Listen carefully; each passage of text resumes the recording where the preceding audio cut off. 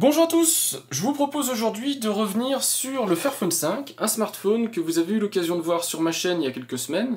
À cette occasion, je vous l'avais démonté quasiment intégralement, en tout cas le maximum qu'on pouvait démonter, pour vous montrer l'accès à tous les périphériques internes, pour vous montrer son côté réparable et vous présenter les spécifications techniques de ce smartphone. Donc je vais pas revenir sur ses capacités techniques. Dans cette vidéo, qui n'est pas vraiment une vidéo de test, mais juste vous partager mon avis, ma réflexion autour de ce smartphone, je voudrais vous faire part de justement ce compte rendu après 2-3 semaines d'utilisation. Qu'est-ce que je pense du Fairphone 5, de la marque Fairphone et surtout de l'initiative autour du Fairphone. Parce que le Fairphone, tel que vous le voyez ici, c'est un smartphone de conviction, c'est pas du tout un smartphone de raison. Si vous voulez acheter un smartphone de raison, vous pouvez par exemple prendre l'excellent Galaxy A54 de chez Samsung, smartphone que vous ne verrez pas sur ma chaîne, mais qui va être l'objet d'un cadeau qu'on va faire très prochainement à ma maman. Et vous voyez que j'ai pas fait le choix d'un Fairphone. Et on peut se poser la question, pourquoi moi qui essaye de vous sensibiliser à ce type de produit, eh bien je n'ai pas fait le choix d'un Fairphone par rapport à un autre produit. Déjà, il y a un rapport prix et équipement. Le Fairphone, pour l'achat d'un Fairphone, vous pouvez vous acheter deux Samsung Galaxy A54, je le sais puisque j'en ai acheté un. Donc vous voyez qu'il y a quand même un pas à franchir, c'est-à-dire il faut être convaincu de la qualité du smartphone, mais pas dans sa qualité technique, puisque les deux smartphones que vous voyez ici se valent technologiquement, voire même peut-être le A54 est un tout petit peu au-dessus. Je n'irai pas dans le détail, mais à mon avis, c'est des smartphones, en tout cas, qui se valent technologiquement. Mais ce que ne propose pas le Galaxy A54, c'est tout ce que vous voyez ici. Le respect de l'être humain, par la manière dont le smartphone est construit, le respect de l'être humain aussi, par la manière dont les ressources qui sont nécessaires pour construire ce smartphone sont soit extraits, soit recyclés de la planète. Et puis surtout, la durée de vie, même si Samsung fait de gros efforts sur les téléphones, et puis de toute façon, les lois, que ce soit les lois californiennes, les lois européennes, vont obliger petit à petit toutes les marques à faire des efforts, qu'elles le veuillent ou pas. Un Samsung, c'est maintenant une garantie d'évolutivité en termes de logiciel de 4 à 5 ans. Quand le Fairphone, on est plutôt de l'ordre de 7-8 ans, avec en plus les capacités de réparabilité que vous n'avez sur quasiment aucune autre marque. Vous pouvez très facilement trouver les pièces détachées. Vous pouvez en plus faire vous-même la réparation, c'est pas très compliqué, le smartphone a été conçu pour ça. Quand je dis réparation, évidemment, il y a des marques qui aident à avoir des smartphones plus réparables. Par exemple, Google, sur les dernières générations de Pixel, a fait l'effort, petit à petit, le 6, le 7, le 8, de rendre les pièces détachées plus accessibles, par le site iFixit par exemple, et de rendre quelques réparations possibles. Mais ici, on parle de réparation intégrale, de ports USB, de caméras, de choses comme ça, des choses qu'on ne peut pas réparer sur des smartphones traditionnels. Donc, ça va être vraiment un choix que vous voulez faire. Est-ce que vous préférez vous acheter deux smartphones qui vont matraquer la planète en termes de ressources principales et aussi l'humain, ou est-ce que vous voulez faire le choix d'un seul smartphone que vous conserverez plus longtemps, que vous essaierez de réparer, de faire évoluer pour le maintenir en vie, on va dire, en activité, peut-être 6, 7, 8 ans, en tout cas aussi longtemps que possible, aussi longtemps qu'il vous rend service. C'est l'objet de cette vidéo, et dans cette vidéo je vais essayer de vous faire le résumé de mon point de vue autour de tout ça. Je vais essayer d'être aussi honnête que possible. Vous le savez, moi-même, je ne respecte pas du tout les espèces de principes que je peux vous montrer en vidéo, puisque mon entreprise me fournit un S23, et donc je ne suis pas du tout dans l'optique d'acheter ou d'être client de ce type de produit Fairphone. Pour autant, le Fairphone 5, c'est le premier Fairphone, en tout cas le premier téléphone de la marque Fairphone, mais aussi dans la catégorie des téléphones Fairphone qui pourrait me convenir techniquement, parce qu'il a enfin atteint une certaine maturité en termes d'équipements qui sont intégrés dedans, que ce soit en termes d'écran, en termes de caméra et autres, qui font que c'est un téléphone qui est exploitable pour tout le monde. Sauf peut-être des gens qui sont un petit peu hardcore dans leurs utilisations, qui ont besoin de fonctionnalités très évoluées et beaucoup de puissance, mais sinon pour la majorité des gens, c'est un smartphone qui, en tout cas en 2023, 2024, vous satisfera pour une grande majorité des usages. Voilà, donc vous allez voir dans cette vidéo ce que je pense précisément du Fairphone, vous pourrez vous en faire une idée. Je vous ai préparé juste pour le test, entre guillemets test, un petit benchmark et quelques photos comparatives de smartphones, mais sinon pour le reste, vous aurez dans cette vidéo mon avis, et je vous expliquerai pourquoi je crois beaucoup en l'initiative de Fairphone, mais pas spécialement dans la marque Fairphone, mais plutôt dans les ricochets qu'il va faire dans d'autres marques, obliger d'autres marques, élever en fait le débat et la volonté de réparabilité et de maintenance des marques, pour qu'au final les marques s'inspirent de Fairphone, et qu'au final tous les téléphones deviennent quelque part plus ou moins des Fairphone. C'est en tout cas mon vœu que dans le futur, les smartphones soient beaucoup plus réparables, beaucoup plus faciles à maintenir et aussi beaucoup plus évolutifs en termes de logiciels, qu'on ne soit pas obligé de les mettre au rebut juste parce que la marque a décidé au bout de 2 ans d'arrêter le support logiciel du smartphone. Quand on parle du Fairphone, on ne parle pas essentiellement de fiches techniques. Vous allez voir que ça va bien au-delà de ce que vous voyez ici. Je ne dis pas que c'est pas important et je vais d'abord vous expliquer en quoi Fairphone se distingue du reste des fabricants de smartphones et en quoi le prix que vous payez votre Fairphone n'est pas directement représentatif de la fiche technique en fait, que vous avez dans la main. Ça va bien au-delà de tout ça, vous avez compris, réparabilité, éthique et compagnie. Mais je voulais quand même vous présenter les arguments du Fairphone, qui ne sont pas les arguments purement matériels, les arguments donc qui vont au-delà de tout ça. Donc je vous présente d'abord ça, et ensuite on reviendra, parce que même si c'est super important de comprendre la démarche Fairphone, et la raison pour laquelle vous payez ce prix-là, je suis d'accord que ce que vous avez dans la main au final, c'est un smartphone, et la qualité de l'écran, la qualité de la batterie, la qualité de l'appareil photo, tout ça est hyper important, et donc évidemment que ça rentre en compte. J'ai fait évidemment des petits tests, et vous verrez qu'on parlera aussi de performance, etc. Donc ce sont des points que je vais aborder juste pour vous donner un ordre de grandeur, que vous puissiez comparer à d'autres smartphones, que vous compreniez qu'est-ce que vous avez en fait devant vous quand vous achetez ce type de smartphone. Donc on se retrouve sur le site Fairphone qui va me servir de support pour vous expliquer rapidement les points importants de ce smartphone, comparé en tout cas aux autres smartphones du marché. Et même si ça fait brochure publicitaire, j'en suis désolé, j'espère que vous avez compris que ce qui fait la différenciation de ce smartphone par rapport à tous les autres du marché, ou quasiment l'intégralité des autres du marché, c'est pas les spécifications techniques en fait, c'est pas le processeur, l'écran, etc. C'est la manière dont il a été conçu, de manière globale, c'est-à-dire non seulement en amont pour créer le produit, de manière le plus intelligente, on va dire, possible, mais aussi en aval, le support, la réparabilité, le suivi logiciel, des choses de ce type-là. Et donc c'est ça qui fait l'attrait du Fairphone. Si vous vous restreignez à regarder le smartphone uniquement sur le produit physique que vous avez entre les mains, et que vous le comparez à un autre smartphone, évidemment qu'il va être beaucoup moins intéressant, parce que vous passez en fait à côté de l'intérêt de ce smartphone. Donc, pour moi, en tout cas, quel est l'intérêt de ce smartphone? Et c'est les points qui sont mis en avant, évidemment, par Fairphone. Donc, je vous laisserai consulter dans le détail si vous voulez en savoir plus. Le premier point, le point qui, pour moi, le plus intéressant, c'est la garantie de 5 ans. Alors, la garantie de 5 ans, elle est conditionnelle. Donc, je vous ouvre tout de suite la petite page ici, alors qui est en anglais, mais vous comprendrez facilement ce qu'elle veut dire. Donc, par défaut, vous avez une garantie contractuelle de 2 ans. Garantie classique, on va dire, d'un fabricant de matériel électronique. Vous pouvez étendre cette garantie jusqu'à 5 ans. 5 ans de garantie, c'est pas rien, mais pour étendre la garantie, il faut bien comprendre que donc vous avez une garantie standard, voilà, c'est la garantie légale européenne, on va dire.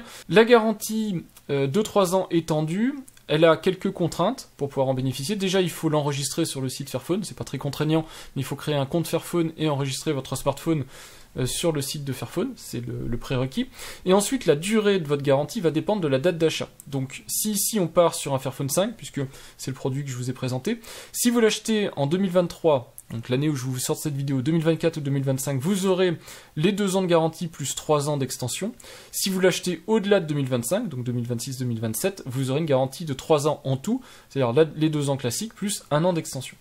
Donc, grosso modo, on va dire que pour la majorité des gens qui verront cette vidéo, vous bénéficierez d'une garantie de 5 ans, même si vous voyez que tout n'est pas couvert dans la garantie. Alors là, je vous laisse regarder dans le détail, mais en gros, la détérioration de batterie n'est pas prise en compte, la cassure, une casse d'écran n'est pas prise en compte, et évidemment, tout ce qui est griffure, dommages occasionnés par l'utilisation du smartphone n'est pas pris en compte.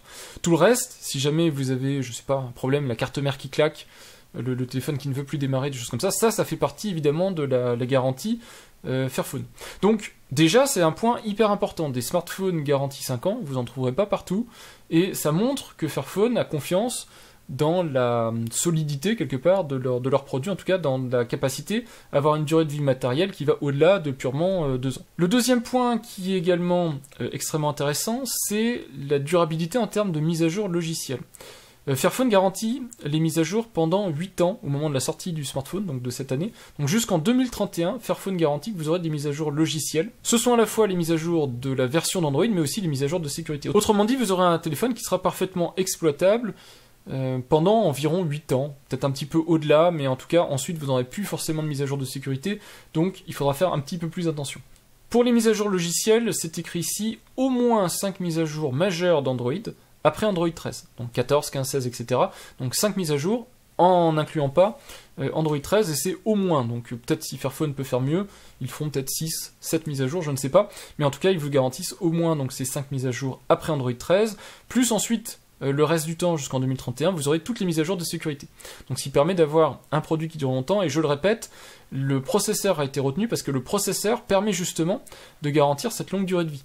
Avec des processeurs très performants, etc., que retiennent d'autres fabricants, c'est impossible de maintenir le produit aussi tard, donc jusqu'en 2031, puisque le fabricant ne propose plus de driver, et donc que derrière on ne peut plus mettre à jour Android. En tout cas, il y a plein d'incompatibilités qui vont avoir lieu. C'est aussi énorme, des marques qui proposent 8 ans de mise à jour logicielle, il n'y en a pas beaucoup. Actuellement, il y a Google qui a fait une annonce, mais pour le moment, ça reste une annonce. Google, je l'ai dit déjà dans la précédente vidéo, mais doit faire ses preuves. Vu la quantité de produits, de logiciels qu'ils ont mis dans leur cimetière, avec des produits qui ont été abandonnés, donc voilà, vous avez des produits matériels qui n'ont même pas de suivi.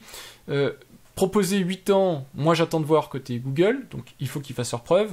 Vous avez Apple, qui est relativement exemplaire dans le suivi logiciel de leurs produits. Et puis ensuite, c'est un petit peu moins bien, vous avez des Samsung, des trucs comme ça, qui eux ne vont qui ne couvrent que 5 ans de mise à jour, donc même 4 ans de mise à jour majeure, 5 ans mise à jour de sécurité, donc vous voyez qu'on est bien en dessous. Donc c'est vraiment un gros effort que fait Fairphone de garantir les mises à jour logicielles aussi longtemps sur ces produits. Évidemment, le sourçage des matières premières est très important. Alors là, ici, pour moi, je serais plus 50-50, on va dire, sur ce point. C'est-à-dire que Fairphone fait attention à l'origine des matériaux, mais des matériaux que eux maîtrisent. C'est-à-dire que, par exemple, pour tout ce qui est, par exemple, on va prendre un exemple tout bête, mais la coque arrière. Évidemment, la coque arrière, c'est eux qui la fabriquent. Donc, ils peuvent dire, si on la fait en plastique, on sait d'où vient le plastique, et on fabrique donc de manière, on va dire, la plus écologique possible avec du plastique recyclé. Par contre, il y a énormément d'électronique dans le produit qui n'est pas directement issu de Fairphone. Je pense par exemple au processeur. Le processeur, c'est un processeur Qualcomm. Fairphone n'est pas assez gros pour imposer à Qualcomm une charte ou une norme de production qui garantit des matériaux recyclables, un traitement équitable des personnes qui travaillent à la fabrication du processeur, des choses comme ça. Donc, du coup, vous voyez, tout ne peut pas être à la hauteur de leurs attentes. Mais en tout cas, sur ce que eux ont en capacité de gérer, en particulier par exemple la batterie, puisque la batterie c'est particulièrement important, et puis le circuit imprimé, puisque vous avez tout ce qui est contact, etc. Donc vous avez de l'or, du cobalt, du lithium, des plastiques. Donc sur ces points-là, il faut un effort très particulier pour utiliser des matériaux recyclés et des filières, on va dire, aussi équitables que possible. Surtout sur des filières comme le cobalt, qui sont loin d'être exemplaires, c'est quand même des choses qui sont à retenir. Et puis vous avez le gros point pour moi qui est intéressant, qui ne va pas assez loin dans cette version Fairphone, mais ils font vraiment, je pense, de leur mieux, hein. C'est compliqué d'aller beaucoup plus loin, c'est le côté réparabilité. Si on va ici dans la boutique Fairphone, donc vous pouvez acheter un Fairphone, mais vous pouvez aussi réparer votre Fairphone. Donc vous pouvez acheter directement votre Fairphone, mais si vous allez dans la partie support, ici vous allez voir que vous pouvez diagnostiquer une panne de votre Fairphone, donc que ce soit une panne de connexion, une panne d'écran, des choses comme ça, et ici on vous explique comment remplacer le produit. Donc on vous explique en vidéo, en texte, comment ouvrir le produit, comment démonter ce qui vous pose problème, et surtout comment racheter la pièce qui vous pose problème. Si vous voulez savoir dans le détail combien coûtent les pièces, je vous ai tout présenté en fait dans la précédente vidéo, donc je reviens pas dessus, mais c'est pas, même si ça reste un certain budget, c'est pas hors de prix, et ça vous permet facilement de réparer une grande partie du produit. Alors moi, ce qui me pose problème avec le côté réparabilité, enfin pose problème entre guillemets, on en veut toujours plus évidemment, surtout quand il y a des marques qui font autant d'efforts que Fairphone. La pièce que vous voyez ici, donc le châssis on va dire avec les boutons volume plus, volume moins et le bouton de déverrouillage empreinte tactile et la partie carte mère, ça c'est un tout, un bloc Et ça, c'est pas une pièce réparable. Alors autant où je peux comprendre pour la partie intérieure, c'est très compliqué de rendre modulaire, je sais pas, pouvoir changer le processeur, des choses comme ça, augmenter la mémoire, mais quand même ça va périmer assez vite le produit. Autant où sur le tour, on va dire le cerclage métallique, les boutons, les choses comme ça, là ça me pose un peu plus problème. Quand on parle de garder son smartphone jusqu'en 2031, ça fait très très loin dans le futur. Si ce smartphone, vous ne le mettez pas dans une coque, vous ne le protégez pas, j'ai du mal à envisager que l'extérieur du smartphone, surtout cette partie-là, donc non remplaçable, va arriver aussi longtemps sans avoir des égratignures, voire même des dommages un peu plus importants. Et donc malheureusement, comme on ne peut pas la remplacer, ça pour moi c'est un petit peu embêtant. J'aurais quand même envisagé le fait que l'intérieur puisse être extrait pour pouvoir être remplacé si nécessaire. Bon, c'est pas le cas, j'espère que ça arrivera plus tard dans le futur de Fairphone, le 6, le 7 ou je ne sais trop quoi, mais pour moi c'est la petite limitation. Mais vous voyez quand même, je vous ai montré que une majorité des pièces sont remplaçables, dont l'écran, très facilement, sans avoir de compétences particulières, contrairement à beaucoup de fabricants. Il n'y a pas de colle, il n'y a pas de complexité particulière. Pareil pour les caméras, les choses comme ça, même si moi j'envisage pas, j'ai du mal à voir dans quelle situation elles vont tomber en panne. Si elles venaient à tomber en panne, vous avez sans problème la possibilité de réparer. Et pour moi, les deux pièces, enfin les trois pièces pour moi qui sont super intéressantes à remplacer, c'est évidemment l'écran, puisque choc et autres problèmes, égratignures et compagnie. Le port USB, si jamais vous le malmenez, vous pouvez casser le port USB, c'est très facile à remplacer du coup. C'est un moindre mal, et puis évidemment la batterie, une batterie c'est une pièce d'usure sur un produit électronique, c'est très très bien de pouvoir la changer. Donc là-dessus, facile à réparer, c'est vrai et c'est top, c'est un des meilleurs smartphones en termes de réparabilité. Alors évidemment, on parle de réparabilité pour des gens qui n'ont pas les compétences ou les connaissances techniques pour réparer eux-mêmes leur smartphone. Là ici c'est relativement simple. Après ça, si vous l'emmenez chez un réparateur, un bon réparateur pourra vous réparer beaucoup de pièces d'un smartphone. Là où ça va poser problème sur beaucoup de smartphones, c'est également l'approvisionnement des pièces. C'est-à-dire un iPhone par exemple peut être réparable, il y a des possibilités de le réparer, mais si vous voulez réparer un iPhone, c'est extrêmement compliqué, et uniquement avec des pièces d'origine Apple, ce qui rend la situation, on va dire, impossible à vivre pour des réparateurs hors circuit officiel Apple. Et ça c'est anormal. Côté Fairphone, c'est ouvert, vous avez les fiches techniques, vous pouvez commander les pièces et vous pouvez réparer vous-même, vous faites ce que vous voulez. Si vous ne vous sentez pas de réparer vous-même, vous pouvez l'amener à un réparateur qui aura extrêmement facile à vous le réparer. Donc pour moi, c'est très très vertueux comme manière de proposer un smartphone. Les performances à l'épreuve du temps, ça je vais vous expliquer, moi je n'y crois pas. C'est un petit point en retrait du Fairphone, mais on reviendra dessus quand je vous montrerai les performances en fait du Fairphone 5.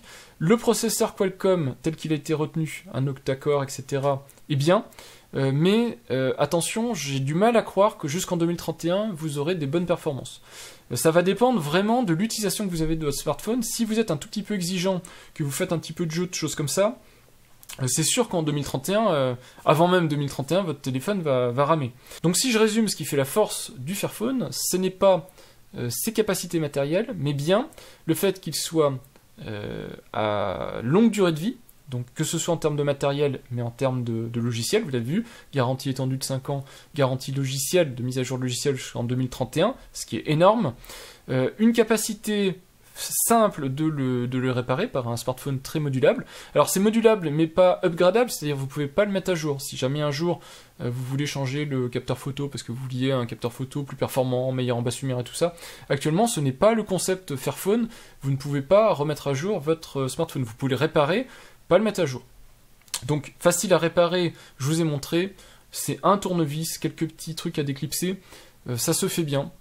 C'est très peu probable que vous ayez besoin de tout réparer, mais pour l'écran, pour le port USB, pour la batterie, ce sera facile. Et puis enfin, l'axe majeur, je trouve, du Fairphone, ce qui est pas assez mis en avant par d'autres marques, ce sont déjà l'utilisation de matériaux recyclés ou plus responsables, le respect des personnes qui fabriquent le smartphone, donc on vous explique ici, vous avez de toute façon plein d'informations annexes pour tout ça, et puis tout ce qui est environnement, donc protection de l'environnement avec utilisation d'énergie renouvelable pour la fabrication, des trucs comme ça, et puis en ciblant des matériaux qui produisent moins de CO2, et puis l'objectif neutralité en déchets électroniques. Donc c'est une compensation évidemment, et puis ça reste un peu marketing, c'est une compensation poids, c'est-à-dire que pour, je sais pas, 200 grammes de smartphone fabriqué, il recycle 200 grammes de produits électroniques. Mais produits électroniques en tout genre, hein, évidemment. Mais en tout cas, il s'assure d'avoir une neutralité poids de fabrication. Bon, c'est pas une neutralité pour moi, une vraie neutralité de production, mais c'est déjà pas mal.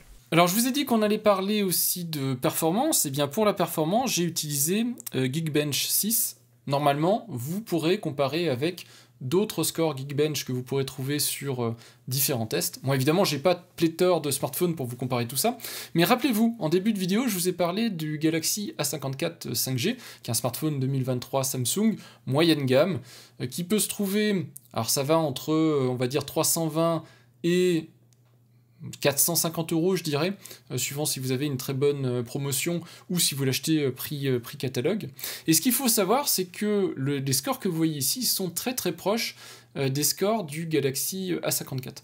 À savoir que donc, quand on regarde Geekbench, 6 en tout cas, vous avez un score déjà monocore qui est de 1121, c'est 1010 pour le A54, 2725 ici contre 2839 pour le A54, donc un petit peu pour le coup, vous voyez, ça s'équilibre, un petit peu plus puissant en multicore. Le A54, il a un Exynos, donc il a un processeur d'origine Samsung, donc spécifique Samsung. Et puis, je voulais aussi vous montrer les résultats du GPU, donc les résultats graphiques.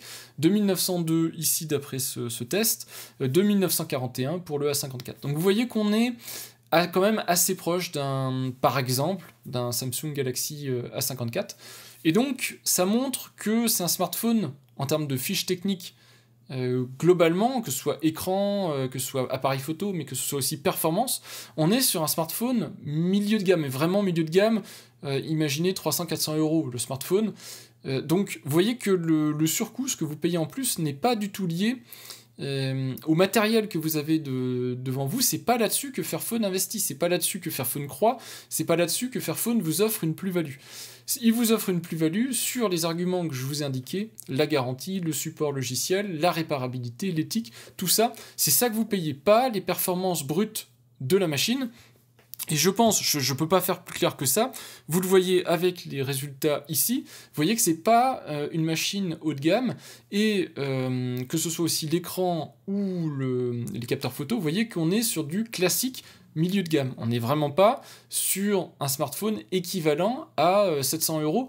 Ne vous attendez pas à acheter un Fairphone 700 € et avoir l'équivalent d'un smartphone à 700 € du marché. Puisque les smartphones à 700 € sont évidemment fabriqués dans d'autres conditions, en faisant attention à beaucoup moins de choses, sans les considérations de longévité et de réparabilité. Et donc forcément, en enlevant tous ces aspects-là, ça permet de faire des smartphones beaucoup plus intéressant techniquement, on va dire, avec évidemment les contreparties que vous n'avez pas, tout ce que je vous ai présenté en termes de qualité autour du smartphone.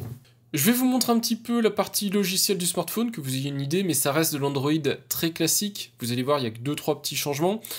Une chose qui est intéressante, c'est comme on est passé sur un écran OLED, on peut réveiller le smartphone en tapotant sur l'écran.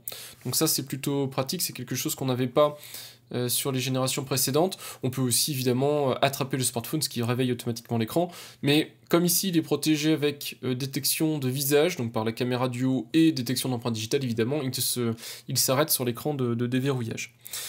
Pour Android, donc c'est un Android classique, donc que ce soit au niveau de la partie téléphone, SMS, donc le launcher, c'est le launcher classique Android.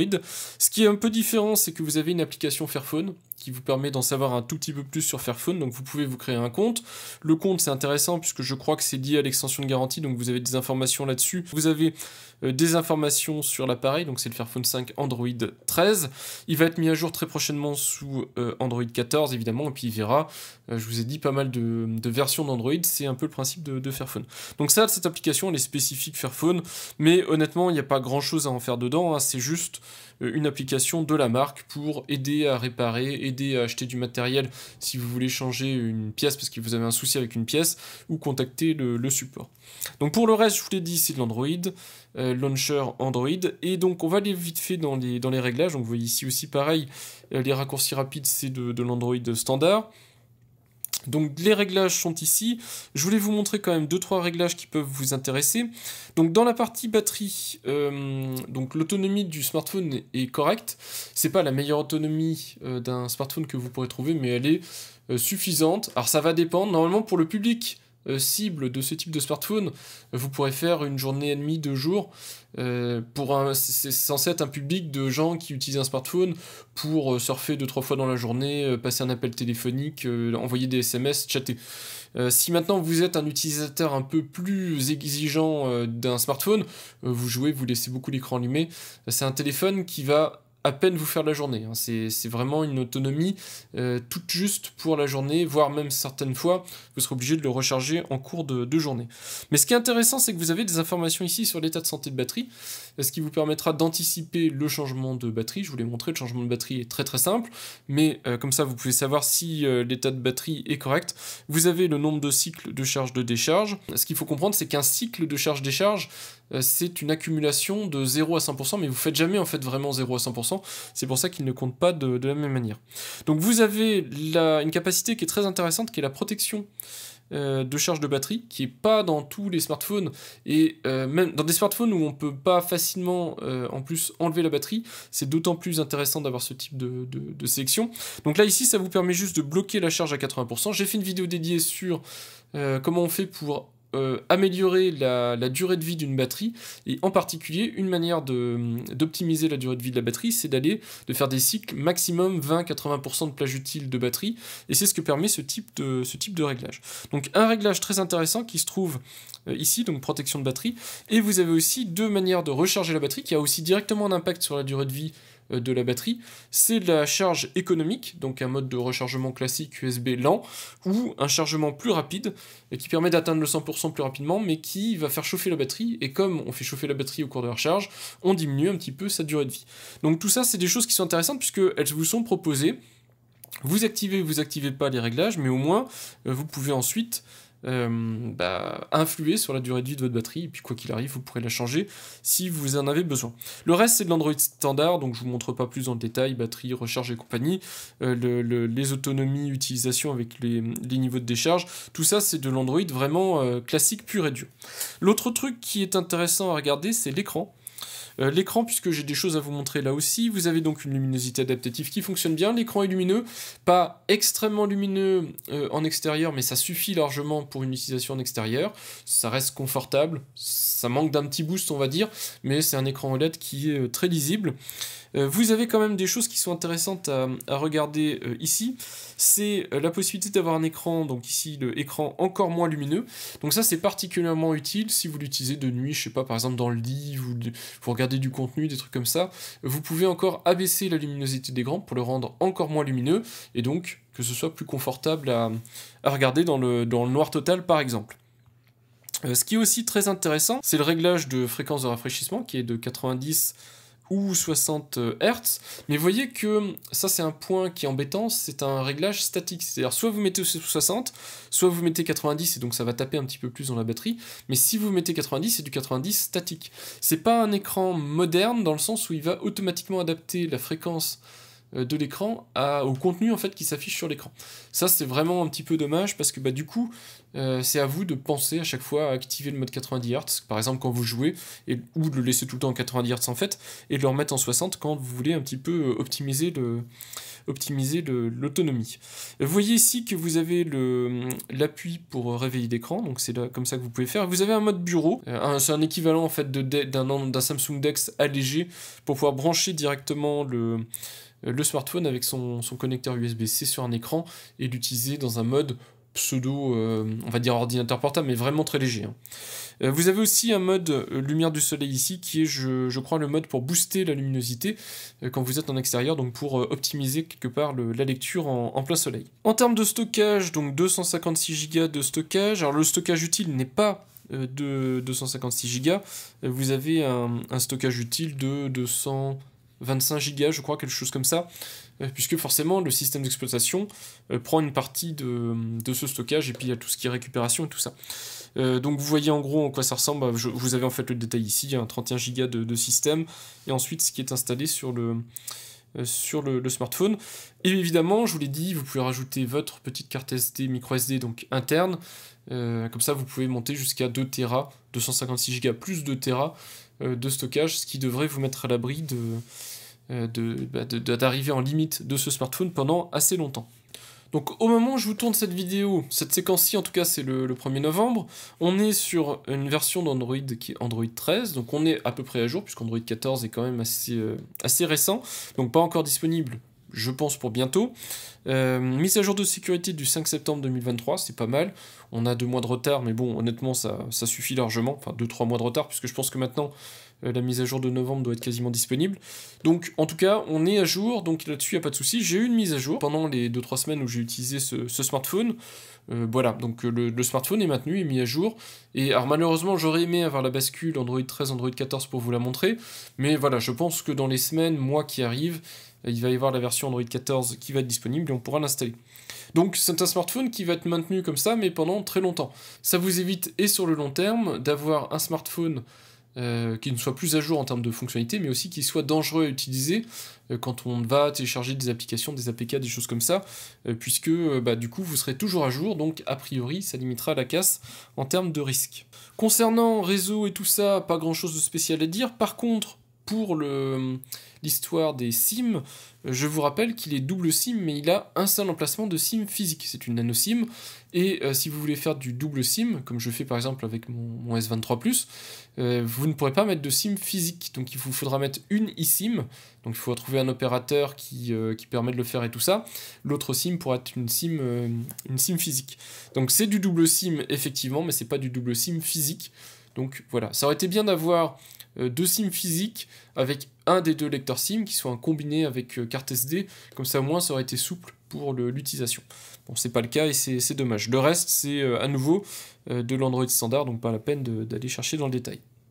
Je ne vous l'avais pas montré aussi dans la partie démontage, puisque je n'avais pas eu accès au logiciel, mais vous avez bien donc la torche qui fonctionne. D'ailleurs, la torche ne fonctionnait pas à l'origine, je pense qu'au démontage précédent, il y avait un petit pin qui était tordu, et donc du coup je n'avais pas la torche qui fonctionnait, mais j'ai réussi à la réparer, donc j'ai bien une torche fonctionnelle. Donc vous avez toutes ces capacités-là disponibles directement sur le smartphone. C'est très standard, mais c'était pour vous montrer que c'est le cas. Côté écran, pour ce Fairphone 5, c'est sympa, l'écran en lui-même est très bien. J'ai quelques reproches à lui faire, mais les reproches sont directement liés au fait que c'est un écran qui peut être facilement réparé, donc il y a des conséquences. C'est comme pour tout, hein, pour tout ce smartphone, à chaque fois que vous donnez un petit peu dans un domaine, forcément vous reprenez aussi. L'écran lui-même est vraiment très très lisible, très très agréable, que ce soit en intérieur, en extérieur, on peut régler sa luminosité au top. La luminosité automatique fonctionne bien, pas de souci là-dessus. Alors les avantages déjà, c'est que c'est un écran OLED, donc il est extrêmement intéressant, et puis il a des noirs parfaits. Donc vous voyez par exemple ici en bas, même si ce sont des boutons d'action, ça reste une partie de l'écran, et on a des noirs profonds, des noirs parfaits, donc voilà, c'est bien géré, puisque c'est un écran OLED, donc on a des vrais noirs. La partie caméra frontale est bien gérée, elle est un tout petit peu grosse, c'est-à-dire le trou est un petit peu gros, mais c'est pour faciliter évidemment le positionnement d'une caméra frontale qu'on peut retirer et remettre. Sinon j'imagine qu'ils étaient capables de faire un trou un petit peu plus petit si la caméra frontale avait été directement, on va dire, intégrée, pas fusionnée, mais vous voyez, collée sur l'écran OLED. Donc l'écran lui-même est sympa à utiliser, pas de souci particulier, le tactile fonctionne très bien, et le rendu est pas mal. La fidélité des couleurs est pas optimale, je dirais. Alors ça c'est à l'œil, parce que j'ai pas d'appareil de mesure. Voilà, il y a quelques couleurs, on sent bien quand on compare avec un autre smartphone, en particulier mon Samsung S23, qui lui a vraiment, on voit que l'écran est mieux calibré. Du coup, les couleurs sont un peu plus fidèles, on va dire. Mais dans l'ensemble, il n'y a rien de choquant. L'écran est de qualité. Alors par contre, là où c'est un petit peu plus embêtant, c'est quand on regarde bien les bordures de l'écran. Donc, comme c'est un écran qui peut être démonté facilement, ils ont été obligés de conserver une bordure qui est quand même relativement conséquente.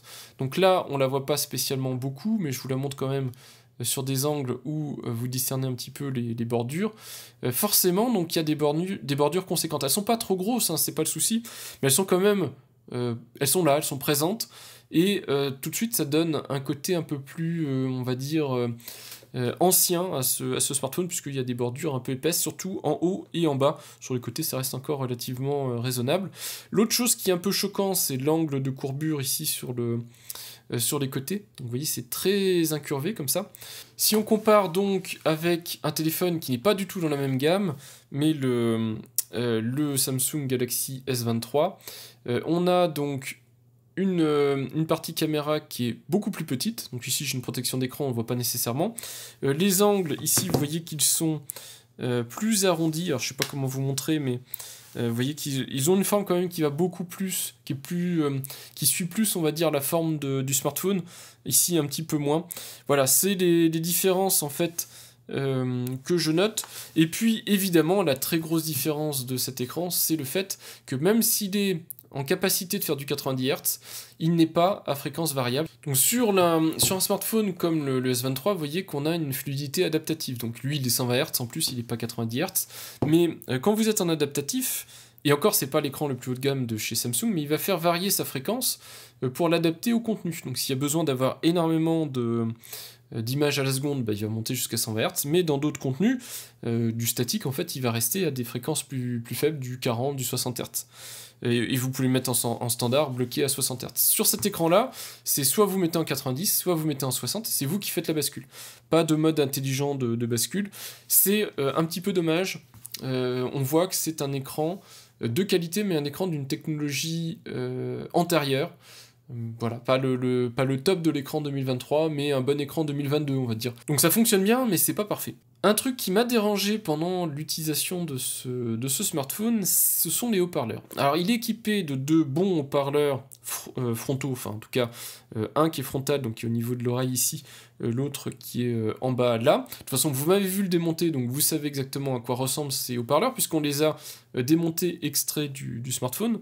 Mais ce qui m'a embêté, c'est que quand vous lancez du contenu, donc ici je lance mon contenu sur Fairphone, si jamais je lis ce contenu et que je pousse le volume, et quand on en arrive à ce niveau-là, on est quasiment arrivé au bout de... Alors, vous en rendrez pas compte en vidéo, puisque de toute façon, mon microphone n'est pas capable de capter ce type de subtilité, mais en fait, le haut-parleur ici est plus puissant que le haut-parleur qui est là. Un exemple concret de la différence de volume gauche-droite, donc gauche, je vous rappelle, c'est le haut-parleur du haut, en fait, là où il y a la caméra, droite, c'est le haut-parleur du bas. Donc vous n'aurez pas l'effet stéréo, mais vous aurez au moins la puissance, vous allez pouvoir comparer la puissance. Donc je vous mets en lecture, normalement c'est une musique libre de droit, donc...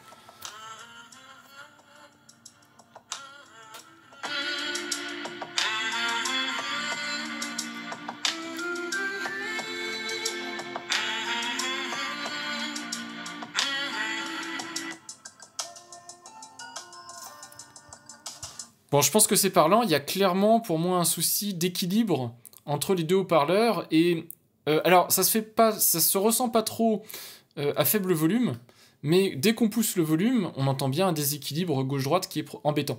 Et l'autre point négatif qui est une conséquence quelque part, c'est que comme le haut-parleur du haut ne semble pas assez puissant, du coup le volume global du son est pour moi en retrait.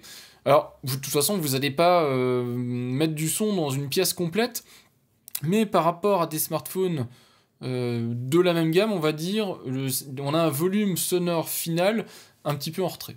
En tout cas, c'est quelque chose qui s'entend et c'est quelque chose qui m'a dérangé, puisque ça reste un smartphone qui a des haut-parleurs de qualité, mais qui pousse pas quand même très fort dans le volume. Donc quand on veut bien entendre quelque chose, un contenu, une vidéo par exemple qu'on visionne, on pousse le volume, et quand on pousse le volume, on se retrouve à avoir ce désagrément d'avoir un son très orienté, alors soit vers le bas, soit vers la droite, si vous le mettez dans ce sens-là. Bref, vous avez compris, ce haut-parleur-là est un petit peu trop puissant, et il y a un manque d'équilibre avec le haut-parleur du haut. Un autre truc qui m'a dérangé en utilisant ce smartphone, c'est quelque chose dont on ne se rend pas compte en fait, et que probablement si je possédais ce smartphone, ça ne me dérangerait pas, mais ici j'ai un smartphone qui est tout nu. Il n'a ni protection d'écran, ni coque. En général, moi tous mes smartphones, vous l'avez vu, c'est protection d'écran coque systématiquement. pour éviter de les casser trop rapidement, parce que sinon, vu que j'ai la fâcheuse tendance de temps en temps à être maladroit, bah voilà, il serait rapidement cassé. Sauf que ce smartphone, alors mis à part le dos qui prend un petit peu les traces de gras, etc., et qui est discutable en termes d'esthétique, j'adore le fond, le fait qu'il soit translucide, mais je trouve hyper dommage le fait que la seule chose qu'on voit à travers le côté translucide, c'est l'espèce de petit panneau publicitaire Fairphone. J'aurais adoré voir les composants, pour moi c'est l'intérêt, et j'espère dans les futures versions Fairphone, s'ils conservent un dos translucide, bah, c'est de voir les composants. Pour moi c'est super joli de voir les composants, et c'est dommage sur un smartphone qu'on peut réparer, bah, qu'on ne voit pas directement les composants. Mais en plus donc d'avoir, je pense, loupé le coche du côté vraiment transparent, c'est le fait que c'est très glissant. En fait, c'est un plastique tout lisse, et c'est une vraie savonnette. Il est vraiment assez glissant, donc il faudra vous méfier si vous l'utilisez surtout sans coque. Pour moi, je lui donne pas longtemps avant qu'il tombe par terre, parce que vous allez vous rater, vous allez vouloir l'attraper, et puis il va glisser. Moi ça m'est arrivé plusieurs fois, il a même fait un petit vol plané sur mon bureau, j'ai eu un petit moment d'angoisse en me disant j'espère que je l'ai pas abîmé parce que c'est pas le mien. Mais voilà, donc comme ça vous êtes au courant. Le dos ici, je leur ai mis une surface un petit peu plus granuleuse, pour mieux en fait adhérer, puisque là c'est complètement lisse, et du coup avec les tranches en aluminium qui sont extrêmement jolies, il n'y a pas de souci, bah, ça fait un petit peu savonnette, c'est un petit peu dangereux. Pour la partie caméra, je suis convaincu. Je suis convaincu pas dans le sens où c'est un très bon smartphone qui peut prendre de très belles photos, pas du tout. Ça reste correct, mais c'est pas non plus ce qui se fait de mieux dans le domaine, mais de toute façon, je vous l'ai dit, c'est un smartphone de compromis, vous n'aurez jamais les meilleurs, on va dire, composants dans chaque catégorie, mais par contre, les caméras s'en sortent quand même bien. Elles sont pas parfaites, mais par rapport aux générations précédentes et par rapport à ce qu'on trouve sur le marché, vous ferez des photos que vous pourrez conserver, qui sont belles, qui sont jolies. Ce que j'ai pas compris, c'est alors ce troisième élément ici, qui est peut-être le time of flight, ou je sais pas quoi, en tout cas pour la prise en compte de la profondeur, je sais pas trop, mais en tout cas, je sais pas s'il sert vraiment à quelque chose, ce troisième élément. En tout cas, il n'est pas remplaçable, vous l'avez vu. Ça a l'air d'être juste, ça ressemble à un bouchon, en fait, c'est un petit peu bizarre. Et du coup, vous avez vraiment que deux appareils photo. L'appareil photo grand angle, il est super pour son mode macro. Je vais vous mettre là quelques exemples en macro, mais c'est vraiment super utile. On se rend pas compte en fait quand on fait pas beaucoup de photos macro, mais ça peut être utile dans plein de situations. Vous faites tomber une petite pièce, vous avez quelque chose qui est cassé, vous voulez zoomer dessus pour bien voir, vous avez un petit détail sur quelque chose, et bien vous pouvez avec ce smartphone, ce que je ne peux même pas faire avec un smartphone comme le S23 Plus qui a un mode macro mais qui a une mise au point qui est beaucoup plus éloignée. Avec celui-là, vous pouvez faire vraiment de la mise au point très très proche et on voit bien les détails. Donc la partie macro m'a vraiment emballé. C'est un très très bon smartphone pour la macro, donc même si c'est très anecdotique, si vous avez besoin de prendre quelques photos en macro, vous verrez que c'est un très bon appareil. Pour le grand angle, c'est correct sans plus. Évidemment, de toute façon, c'est un grand angle, donc par définition, votre image va avoir pas mal de problématiques diverses et variées. Voilà, l'image va être beaucoup moins précise sur les bords, un petit peu de diffraction sur les bords et tout ça, mais bon, il s'en sort bien. Pour un grand angle, c'est correct, il s'en sort bien. Et puis, l'objectif principal s'en sort aussi plutôt pas mal. Il est très classique, mais il fait des photos correctes, on va dire. Il s'en sort, enfin voilà, il fait des choses qualitatives, sans être au top, ça fait des belles photos. Donc, au final, la partie photo, j'ai pas grand-chose à en dire. C'est des photos qui sont chouettes, c'est pas des photos exceptionnelles, mais c'est largement suffisant, je pense. De toute façon, il y a quasiment que l'élite des smartphones qui s'en sort bien en faible luminosité. Mais en faible luminosité, comme beaucoup de smartphones, ça commence assez vite à faire du grain, donc à bruiter. Ça, vous ne pourrez pas y faire grand-chose, c'est comme ça. Voilà, il faut des smartphones qui ont des capacités matérielles supérieures ou qui, par le logiciel, compensent les faiblesses, quelque part, on va dire c'est quasiment des lois physiques, hein, mais à un moment donné, avec des capteurs, même de très bons capteurs, on peut difficilement faire beaucoup mieux. Alors la vidéo maintenant, vidéo 4K stabilisée, mais moi je publie mes vidéos en 1080p sur YouTube, donc vous n'avez pas de la 4K. C'est propre, mais donc ici on est sur le Fairphone, vous voyez quand même qu'il est moins bon en plage dynamique que le Samsung qu'on va voir dans un instant, qui est bien meilleur en stabilisation et beaucoup plus propre au niveau de la plage dynamique, donc les hauts contrastes, donc le ciel très lumineux et le sable. À nouveau on bascule sur le Fairphone, mais vous voyez que ça fait un contenu vidéo propre. Moi je trouve que c'est vraiment, vraiment sympa. Il n'y a que les microphones qui sont en retrait. Et voilà maintenant l'équivalent Samsung. Alors évidemment on compare pas la même gamme de prix, donc gardez ça à l'esprit toujours. Mais vous voyez qu'on n'est pas non plus sur de quelque chose de vraiment moche en vidéo stabilisée. Je voulais aussi très rapidement vous parler des concurrents quelque part de Fairphone. Pour ça, je vous présente le site Yodé.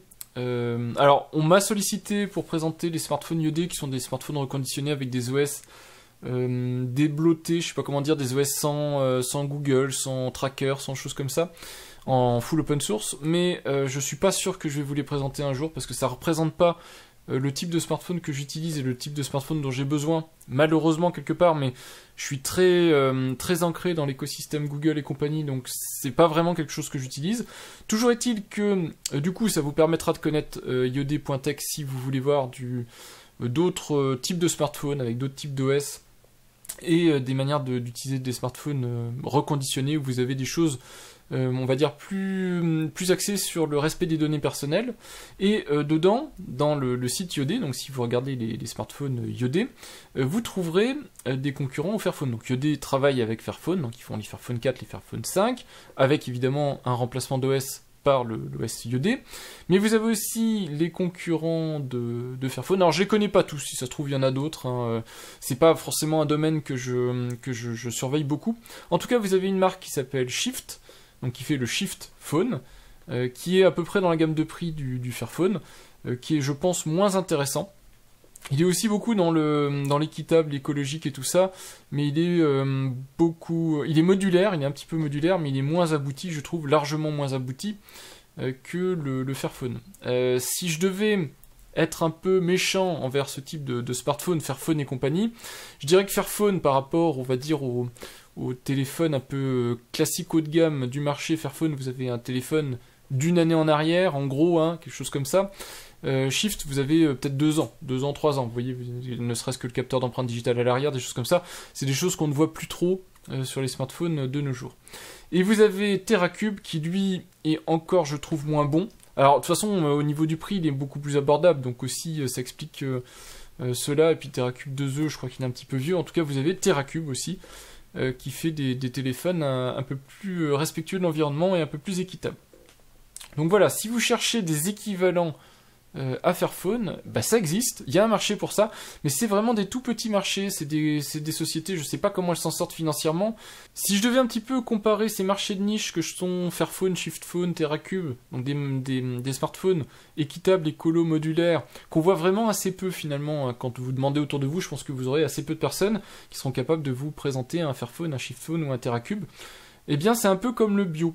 Le bio a énormément d'avantages, pas forcément pour soi-même, mais pour les gens qui travaillent dans l'agriculture, pour leur éviter de manipuler des produits nocifs, peut-être pour qu'ils soient un petit peu mieux payés, et encore, quand on va dans les grandes surfaces, bon, ils ont tendance à faire baisser les prix, donc peut-être ils sont un peu moins intéressés financièrement, mais en tout cas, bon, c'est une idée derrière aussi, que ce soit un peu plus intéressant financièrement pour les gens qui produisent, et puis c'est meilleur évidemment pour la faune, la flore et compagnie. Je sais pas si c'est vraiment meilleur pour l'humain, moi c'est pas forcément ma priorité dans la consommation du bio, en tout cas c'est globalement meilleur pour les gens qui travaillent dans le bio et pour l'environnement en tant que tel, donc les plantes et les animaux. Et bien c'est un peu pareil avec ces téléphones équitables, ces téléphones écologiques. Ce sont des téléphones tels que devraient être tous les téléphones, des téléphones qui vous durent longtemps, des téléphones dont vous vous séparez que quand vraiment vous avez vos besoins qui changent. Vous avez besoin d'avoir une meilleure caméra, vous avez besoin d'avoir, je sais pas moi, un processeur plus rapide, des choses comme ça. Eh bien, vous réfléchissez à éventuellement revendre votre smartphone. Il est reconditionné, il est peut-être revendu, je ne sais trop quoi, et vous passez à un nouveau modèle. Mais le smartphone en lui-même n'est pas fini. Quand on regarde actuellement les smartphones qu'on achète, les marques, surtout les marques d'origine chinoise qui sont vraiment mauvaises en termes de support logiciel, mais il y a d'autres marques qui ont aussi du mal à faire du bon support logiciel, et bien ça crée des smartphones qui périment alors qu'en fait on pourrait les utiliser beaucoup plus longtemps. Donc voilà, c'est l'initiative autour de ces marques, Fairphone, Shiftphone, TerraCube. C'est aussi l'initiative par exemple de Yodé, vous pouvez regarder ici, ils remettent en circulation des smartphones qui sont un peu anciens, qui sont même pas maintenus. Donc vous avez ici du OnePlus, vous avez du Google, vous avez des anciens modèles Samsung. Et donc ça permet comme ça de donner, d'étendre la durée de vie de ces produits-là, de donner une seconde vie, une troisième vie à ces smartphones, et donc quelque part de les prolonger. Donc voilà, ça peut être aussi une démarche qui vous intéresse. Donc si c'est le cas, au moins vous connaîtrez un peu plus en détail ce type d'écosystème, ce type de marché de niche, qui reste de niche en tout cas pour le moment, et puis peut-être ça vous intéressera de découvrir avec les différents liens que je vous ai partagés, les marques de smartphones ou les marques de reconditionneurs de smartphones, avec cette démarche d'avoir un équilibre entre essayer d'être rentable eux-mêmes pour vendre des produits, et puis de faire un petit geste sociétal en tout cas, pour essayer de faire évoluer les choses dans ce qui me semble être le bon sens, de faire durer les produits plus longtemps, et en tout cas de permettre aux gens qui veulent garder leurs produits de pouvoir les garder. Voilà, j'espère que par ces deux vidéos, vous aurez compris mon intérêt autour du Fairphone et de la réparabilité. On voit ici par exemple le port USB qui est vraiment, par exemple, un argument qui m'a spécialement convaincu. Les ports USB sur les smartphones, ce sont des équipements qui peuvent facilement casser si on n'est pas précautionneux. Et donc c'est quand même super intéressant pour un moindre coût de pouvoir se débrouiller par soi-même et remplacer son petit port USB. Donc pour moi c'est une initiative Fairphone qu'il faut soutenir, et c'est pour ça que si je dois montrer un smartphone en vidéo par an sur ma chaîne, ce serait un Fairphone. Et vous le savez, je présente assez peu de produits, donc les produits que je vous montre sont des produits pour lesquels je suis convaincu, que ce soit par l'exécution mais aussi par la démarche. Et pour le coup, l'exécution de Fairphone est correcte. Vous l'avez vu, je suis pas convaincu partout. Il y a des points d'évolution que j'attends, pour le Fairphone 6 peut-être, en particulier le remplacement du châssis. Je vous l'ai expliqué, mais si jamais le téléphone tombe, si jamais vous endommagez le détecteur d'empreinte digitale, et même pour l'évolutivité au sens large, ne pas pouvoir modifier le châssis et l'intérieur en fait, donc le processeur et tout ça, je trouve ça un petit peu limitant. Pour le reste, c'est presque un sans faute. Fairphone fait du mieux qu'il peut. Évidemment, tous les composants ne sont pas sourcés, ne sont pas d'origine Fairphone, donc tous les composants ne sont pas éthiquement les plus irréprochables, mais en tout cas, Fairphone a une vraie volonté de faire mieux, faire même au mieux, et je trouve que c'est extrêmement intéressant et extrêmement à valoriser en fait, à montrer et à partager pour les gens qui ne connaîtraient pas cette marque et qui souhaiteraient avoir un petit geste, une petite initiative dans le domaine de l'high-tech, puisque vous le savez, le domaine de l'high-tech est assez peu vertueux. Et donc avoir des marques qui font des efforts de ce type-là, c'est franchement intéressant. Et même si c'est un petit coup dans votre porte-monnaie, à utiliser au quotidien, c'est un smartphone qui fait très bien le job, qui remplira toutes les fonctionnalités classiques d'un smartphone. Et donc au final, vous ne serez pas pénalisé. C'est ça que j'ai trouvé intéressant dans le Fairphone 5. Les générations précédentes étaient un petit peu pénalisantes. C'est des smartphones un petit peu gros, un petit peu compliqués, on va dire, à utiliser au quotidien. Ici, on a un smartphone beaucoup plus classique, beaucoup plus standard. On a l'impression d'avoir un smartphone normal, pas hyper puissant, pas hyper évidemment pointu technologiquement, mais un smartphone qu'on peut utiliser au quotidien. Donc pour moi, ça suffit largement si c'est ce qu'on souhaite faire. Maintenant, c'est un investissement ou une dépense qu'il faut être prêt à faire. Je vous l'ai dit, vous avez pour moitié moins cher des smartphones qui vous donneront technologiquement le même rendu. Vous aurez des bons appareils photo, des choses comme ça. Et donc au final, il faut vraiment être persuadé par l'initiative Fairphone pour se lancer dans un Fairphone. Mais si vous avez envie d'un téléphone réparable, si vous avez envie d'un téléphone plus éthique, il y a assez peu de marques sur le marché, je vous ai montré les 2-3 qui existent, qui proposent ce type de téléphone, et Fairphone est clairement largement devant toutes les autres, et propose un téléphone compétitif par rapport à ce qui existe chez d'autres marques, en tout cas en termes de produits à utiliser au quotidien. Voilà, j'espère que ce produit vous aura intéressé, vous aura peut-être même convaincu. Si c'est le cas, n'hésitez pas à me dire d'une manière ou d'une autre en quoi il vous convainc et en quoi peut-être vous avez des... comme moi, vous avez des restrictions, vous dites il me conviendra peut-être pas au quotidien, il y aura peut-être des choses que je pourrais pas faire. Ça peut être aussi, pour Fairphone, des possibilités de mieux comprendre les besoins des utilisateurs et peut-être de mettre l'accent sur les derniers petits points qui pourraient être des blocages pour déclencher un achat en se disant j'ai les moyens, je peux me permettre de prendre un téléphone qui m'en donne pas plus pour mon argent sur le plan technologique, mais qui m'en donne plus sur le plan éthique. Et donc au final, peut-être qu'en levant ces 2-3 derniers points de blocage, Fairphone pourrait augmenter son volume de vente et donc devenir beaucoup plus intéressante en termes de marque, en termes de rentabilité et tout ça. Voilà, en tout cas j'espère que ce test, en tout cas cette vidéo vous a intéressé, que l'autre vidéo également de démontage, déballage vous a intéressé, et je vous dis à bientôt pour de prochaines vidéos. Au revoir!